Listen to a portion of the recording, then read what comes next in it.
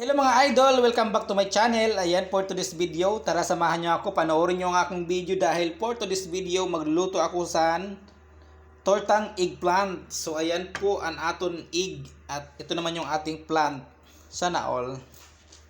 So mag eggplant tayo mga idol, torta for today's video.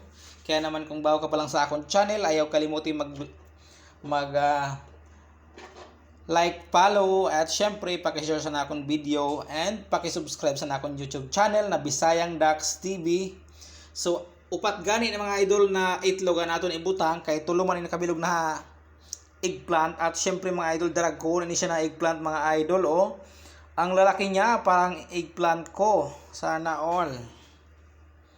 So, tara, panoorin niyo mga idol. So, syempre mga idol, anong natong ginhimo ay buksan natin ang itlog, butang ang jutay na bitchin. Ayan. Jutay na bitchin, kag jutay na asin. Kag syempre imekos-mekos. O diba, upat na itlog butang natin para mas manamit. O, amo yung ginasabi mga idol na simple lang na nasura pero yummy. O diba? So imekos-mekos natin para maghalo-halo yung ating binutang na asin kag bitchin.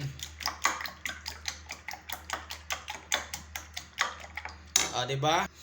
So ara na nga ni mga idol, ginmekos-mekos ko na ang tarong sa mga panakot. Diba? Pagkayami niya.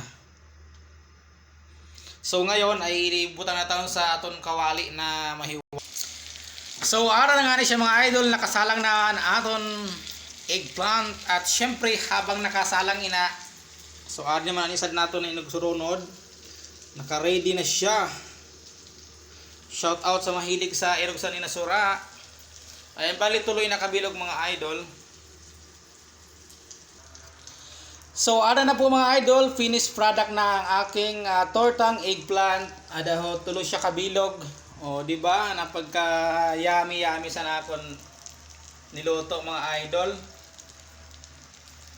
Tortang eggplant. So, thank you so much. Thank you for watching and shout out po sa ng mga followers ko, sa mga taga Aroroy Masbate. Shout out mga kumpare ko diyan sa Pilipinas, mga kumare ko at saka mga kapitbahay ko. Shout out po. Ayan. Thank you for watching and God bless po sa ating tanan. Bye-bye.